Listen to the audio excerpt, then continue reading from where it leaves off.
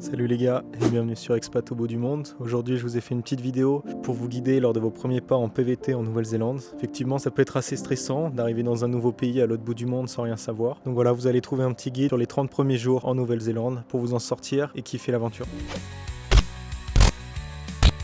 Donc qu'est-ce qui va se passer pour les 3 premiers jours? C'est simple, ça va être l'arrivée. Il y a des fortes chances que vous arrivez avec un vol à 4h du matin. Vous avez sûrement pris un vol pour aller à Auckland, qui est la plus grosse ville de Nouvelle-Zélande, donc là où il y a le plus d'opportunités potentiellement. Vous allez arriver à l'aéroport après une trentaine d'heures d'avion. Ça va être 5h du matin, il va sûrement faire froid, il va sûrement pleuvoir. Ce que je vous conseille, c'est d'avoir votre logement temporaire déjà prêt. Donc ce que j'entends par là, c'est un Airbnb pour quelques jours ou alors une réservation dans une auberge de jeunesse. Moi, ce que j'ai fait personnellement, c'est d'avoir réservé un Airbnb sur une dizaine de jours, le temps de bien trouver ses marques, d'être réadapté au fuseau horaire et de commencer à comprendre l'organisation du pays. Le premier jour de votre arrivée, vous allez simplement vous poser, vous allez être extrêmement fatigué et vous allez récupérer du jet lag. Après ça, vous allez vous réveiller, vous allez être un petit peu déphasé, mais vous allez commencer à visiter la ville, les différents quartiers, aller dans le centre-ville d'Auckland par exemple. Ce que vous pouvez faire à ce moment-là, c'est d'en profiter pour trouver une carte SIM. Donc il y a 3 entreprises Kiwi qui peuvent vous permettre d'avoir une carte SIM assez rapidement, 2 Degrees, Spark et Skinny. Donc bien sûr, ça s'applique si vous n'avez pas l'abonnement free international, donc il vous permet d'avoir 35 gigas plus appels SMS illimités dans une centaine de pays, il me semble. C'est ce que j'ai et c'est ce que j'utilise toujours parce que la téléphonie coûte cher en Nouvelle-Zélande et ce forfait est extrêmement abordable. Donc je vous conseille de vous renseigner sur ce forfait free si vous préparez un voyage et que vous voulez pas vous prendre la tête dans les premiers jours pour une carte SIM. Une fois que vous avez cette carte SIM, vous allez pouvoir vous renseigner sur ouvrir un compte bancaire. Donc il y a 3 banques principales que je vous conseille, BNZ, ANZ, Westpac. Généralement, les étrangers vont dans l'une de ces 3 banques. Certaines banques peuvent vous permettre d'ouvrir un compte en ligne, mais pour la plupart des cas, vous allez devoir vous déplacer directement à la banque pour amener certains papiers. L'un de ces papiers, c'est l'attestation de logement. Pour avoir cette attestation, c'est super simple. Il suffit de demander au propriétaire du logement temporaire que vous avez de vous signer un petit papier qui atteste que vous êtes bien chez lui en ce moment même. Attention, en arrivant en Nouvelle-Zélande, mon propriétaire m'avait demandé de l'argent juste pour signer ce papier. C'est de l'arnaque. Ne faites pas ça. C'est simplement signer sur une feuille que vous êtes bien chez lui. Ça prend 2 minutes 30 à écrire. Les banques ne sont pas regardantes sur l'authenticité du document, donc ne payez pas. Il y a certains propriétaires un peu scrupuleux qui vont essayer de vous prendre un peu d'argent, donc ne faites pas ça. Effectivement, quelque chose de bon à savoir, la plupart des Kiwis sont extrêmement bienveillants et sympathiques, mais il y a quand même une minorité qui vont essayer de vous carotte sur plusieurs points. Donc soyez méfiants, ne vous faites pas avoir. J'y reviendrai un peu plus loin en ce qui est des arnaques pour les logements et des arnaques pour le travail, donc faites gaffe à ça. Une fois que vous avez ouvert votre compte en banque, vous pouvez activer votre IRD number. Donc en fait, c'est un numéro fiscal qui est obligatoire si vous voulez commencer à travailler. Une fois que vous avez votre IRD, votre compte bancaire et un logement temporaire, c'est parfait, vous allez pouvoir commencer à mieux savoir ce que vous voulez et mieux définir votre projet. Après ces quelques jours, vous allez être entre le jour 4 et le jour 10, vous allez commencer à vous renseigner pour un logement un peu plus durable. Donc si vous voulez faire la van life, vous allez directement passer à l'étape trouver un véhicule, mais si vous souhaitez un logement et commencer à travailler, vous allez devoir passer par ces étapes. Il y a 3 sites que je peux conseiller, Trade.me, Flatmate.nz et Facebook tout simplement. Donc il y a Facebook Marketplace où vous aurez pas mal de petites annonces et bien sûr, faut pas hésiter à aller s'inscrire sur tous les sites, les Français en Nouvelle-Zélande, les Français à l'étranger, les Français à Auckland, etc. Parce qu'il y a énormément de petites annonces et de bons plans qui sont partagés là-bas. Au bout de ces quelques jours, vous avez commencé à visiter la ville, donc vous avez une bonne idée du quartier que vous souhaitez privilégier pour trouver un logement tout simplement. Moi ce que je conseille c'est Mount Eden, c'est un quartier qui est très proche du centre-ville, très bien desservi, il doit y avoir 3 ou 4 bus qui y passent, Kingsland pas mal, et Grey Lynn si vous êtes à Auckland bien sûr. Personnellement j'ai habité dans le North Shore, j'ai habité également à Beach Haven, donc qui est très mal desservi si vous souhaitez aller en centre-ville, et Mount Roskill. Mount Roskill un peu plus abordable, quartier un peu moins cher, il y a de très belles maisons, très belles colocations, énormément d'infrastructures sportives si vous êtes un peu dans ce qui est foot, rugby, natation, etc. Il y a pas mal de choses à Mount Roskill, mais c'est un peu plus loin, donc c'est le point négatif. Il y a 1 ou 2 bus qui passent et c'est une demi-heure si vous chopez votre bus à temps pour retourner au centre-ville. Donc faites attention à ça. Il y a des coins qui sont extrêmement mal desservis. J'avais fait lors de mes visites un passage dans un autre quartier d'Auckland qui était seulement à quelques kilomètres du centre-ville, mais en y regardant de plus près, je me suis rendu compte que c'était 1h30 en train pour aller au centre-ville parce qu'il n'y avait pas de bus qui allait, tous se faisaient en train, ou alors il y avait un bus toutes les 1h30. Donc c'était lunaire. Si vous êtes habitué par exemple au métro parisien, ça va vous changer. Et si vous connaissez les transports asiatiques, vous allez être extrêmement déçus. Donc il faut regarder ce qui est bien desservi, ce qui est peu cher. Faites attention à pas vous faire carotte, comme je l'ai dit plus tôt. Faites attention au quartier que vous visez. Mais en général, les nouveaux arrivants vont à Mount Eden et ça correspond parfaitement. C'est un quart d'heure pour aller au centre-ville. Une fois que vous avez défini vos quartiers, vous pouvez commencer à vous faire un dossier locataire. Vous allez expliquer votre visa, vous allez mettre une copie du visa pour le propriétaire, vous allez montrer des preuves de fonds. Potentiellement, certains propriétaires vont vouloir être sûr que vous pouvez payer votre loyer. Et enfin, votre contrat PVT. Une fois que vous avez défini des visites, tout simplement faites-vous un planning. Vous pouvez loger temporairement dans des auberges de jeunesse pendant les recherches et pendant vos entretiens en ligne. Également, ce que je conseille, c'est tout ce qui est woofing. Beaucoup de gens utilisent le site Helpix. Donc qu'est-ce que c'est si vous n'êtes pas familier avec ce concept? Tout simplement, vous allez vivre gratuitement, entre guillemets, chez une personne, chez un ménage, en échange de 4 ou 5 heures de travail. Généralement, travail manuel, donc travail de construction, jardinage, rénovation. Donc j'ai fait un peu de ça, c'est extrêmement intéressant. Vous allez partager des repas avec des gens donc, qui ont souvent une culture internationale, qui sont assez ouverts d'esprit, potentiellement d'autres woofers. Donc vous allez vous faire un peu de réseau, entre guillemets, vous allez vous faire des amis comme ça. Donc c'est ce que je vous conseille. En logement temporaire, c'est extrêmement pratique et c'est extrêmement rapide de trouver une solution. Et énormément de Kiwis sont intéressés par connaître un petit peu le parcours d'un Français en Nouvelle-Zélande. Vu que quand vous regardez, vous prenez la carte du monde, vous partez de Paris et vous passez par le centre de la Terre, vous arrivez à 70 km d'Auckland. Donc c'est littéralement l'autre bout du monde. Donc voilà, une fois que vous avez une meilleure idée sur le logement, vous allez pouvoir réfléchir dans les jours qui suivent à quel type de travail vous voulez faire.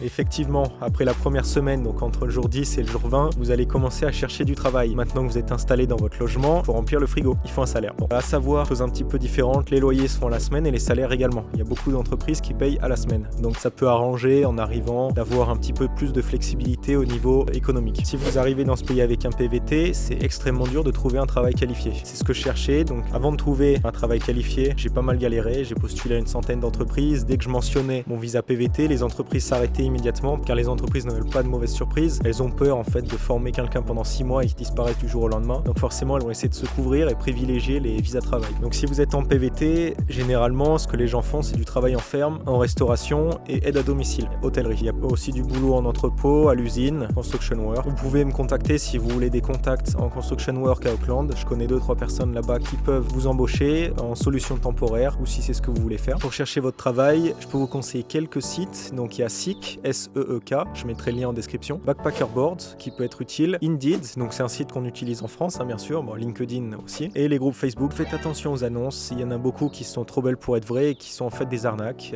Quand vous voyez des gens généralement qui vous disent $4000 par mois pour travailler 15 heures de chez vous sans rien faire, juste en traitant un site, c'est une arnaque. Faites très attention à ça, vous faites pas avoir, donnez pas vos identifiants, etc. Et si vous demandent un acompte, ne le donnez pas. Les arnaques, généralement, ça commence par quelque chose de trop beau pour être vrai et puis ils vont vous demander un petit peu d'argent et il faut surtout pas donner, il faut bloquer, passer à la suite, c'est une perte de temps. Donc une fois que vous savez un petit peu le type de travail que vous voulez faire, préparez votre CV, donc sur Canva par exemple. Il y a pas mal de templates qui sont très utiles pour faire des CV rapidement et les adapter selon le type de travail que vous cherchez. Le CV néo-zélandais est un peu différent au CV français. Il est plus sobre, sans photo, il peut être un petit peu plus long. Moi j'en avais fait un sur 2 pages et l'envoyer en ligne apporte peu de résultats. Moi ce que j'ai remarqué c'est que les résultats arrivent quand tu vas en physique le donner et commencer à discuter avec le manager. J'ai un ami du coup qui galérait pas mal en ligne. Il est allé juste donner son CV par exemple dans des petits cafés etc. en main propre. Il a eu une réponse instantanée alors qu'en ligne ils ne répondent pas. Donc je vous conseille d'aller à la bibliothèque de votre quartier, vous imprimez une vingtaine de CV, vous vous baladez dans le quartier où vous habitez, vous les donnez. En faisant ça, c'est extrêmement probable que dans la journée vous ayez déjà un emploi. Donc pour sécuriser un salaire dès la première semaine, c'est ce qu'il faut faire. Autrement, comme d'habitude, Facebook Marketplace ou les groupes Facebook pour se partager les astuces, vous pouvez écrire un message et dire voilà, j'habite ici, je cherche ça, etc. Il y a toujours quelqu'un qui va vous aider. C'est des groupes extrêmement conviviaux, les gens sont dans la même galère, donc forcément ça rapproche. Donc n'hésitez pas à mettre un message ou laisser en commentaire votre problématique. Moi je peux vous aider également. Enfin, les 10 derniers jours, le jour 20 à 30. Une fois que vous avez trouvé un logement et que vous avez une idée du travail que vous voulez faire, commencez à explorer le pays tout simplement et sociabiliser avec les gens que vous croisez. Parce qu'une fois que vous avez géré l'aspect survie, on va dire, l'aspect vie peut commencer à être développé. Les grands temps de créer du lien avec les gens, donc ce que je vous conseille, j'étais très agréablement surpris à Auckland par l'Alliance française qui est extrêmement bien gérée. J'ai discuté un petit peu avec le président actuel de l'association, c'est génial, ils font des événements. Si vous aimez le rugby ou le foot, allez-y. Les samedis ou dimanches matins, ils font des projections, des matchs par exemple avec le décalage horaire. C'est génial de prendre son petit déj avec un petit croissant, un petit café, un petit chocolat chaud en regardant le match de rugby France All Black par exemple. Commencez à sociabiliser, rejoindre des groupes de PVT, ne pas hésiter à faire des meet-up francophones et internationaux. Quelque chose qui commence à se faire aussi, c'est les rencontres sportives. Alors en fait, il y a pas mal d'associations, je pense à Running Auckland par exemple. Ils font des sorties 2 ou 3 fois par semaine, le dimanche matin par exemple, et vous allez courir tous ensemble, vous allez rencontrer du monde. Si vous aimez le sport, donc c'est ce qu'il faut faire.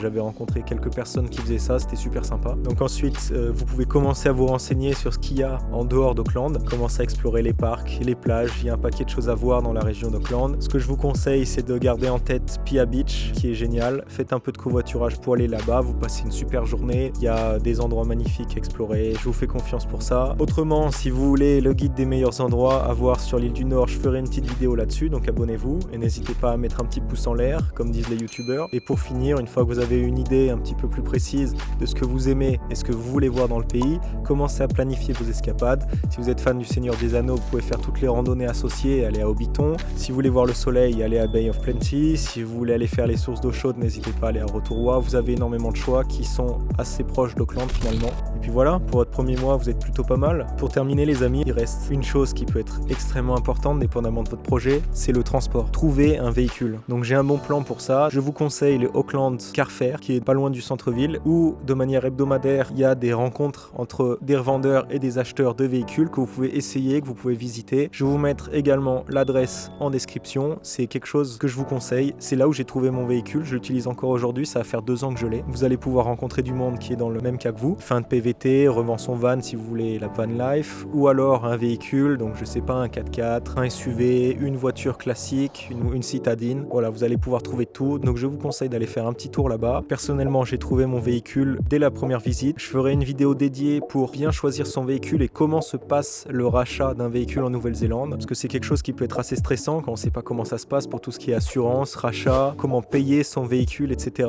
Parce qu'il y a pas mal d'arnaques là encore également, des petits malins qui vont s'amuser à vous demander des acomptes et disparaître du jour au lendemain. Donc il n'y a aucun problème, j'ai expliqué tout ça dans une prochaine vidéo. Pour résumer, à la fin de ce premier mois, tu auras ta carte SIM donc pour communiquer, ta banque, ton logement, un travail, commencer à développer l'aspect social. Qu'est-ce que tu veux de plus? C'est tout ce qu'il te faut pour bien réussir ton aventure et ton exploration du pays. Une fois que ces bases sont acquises, tu vas être complètement détendu pour le reste de l'aventure parce qu'effectivement, l'aspect survie peut être extrêmement stressant en arrivant. J'ai connu ça, quand on sait pas trop où on va dormir le lendemain, ça peut être stressant, mais ça fait partie de l'aventure. Faut pas oublier qu'avant tout, c'est une expérience humaine. Vous allez repartir en France avec plein de projets, voire même rester en Nouvelle-Zélande parce que vous allez adorer le pays, comme moi. Et voilà, j'espère que ces quelques astuces vous auront plu, que vous allez bien réussir votre premier mois en Nouvelle-Zélande. Si vous regardez cette vidéo, c'est que votre PVT se rapproche, que vous réfléchissez à ce projet, lancez-vous, c'est génial, vous n'allez pas le regretter, c'est une expérience incroyable. Je vais faire une vidéo un peu plus détaillée pour trouver un travail qualifié en Nouvelle-Zélande parce que c'est extrêmement compliqué quand on est en PVT, et les meilleurs endroits où vivre en Nouvelle-Zélande, parce que là j'ai parlé donc des 30 premiers jours, les gens arrivent à Auckland, mais en fait il y a énormément d'autres villes qui peuvent être intéressantes, pas forcément Wellington. Donc merci de m'avoir écouté aujourd'hui, j'espère que cette vidéo vous sera utile si vous préparez votre projet PVT. Lancez-vous et à bientôt pour une prochaine vidéo sur des conseils de vie en Nouvelle-Zélande. Salut les gars. Je suis en mission, bilingue anglais, pose-moi ta question. J'ai besoin des vagues, j'ai la pression. Laisse-moi monter dans cet avion. Parti de Lyon, je suis en mission, bilingue anglais, pose-moi ta question.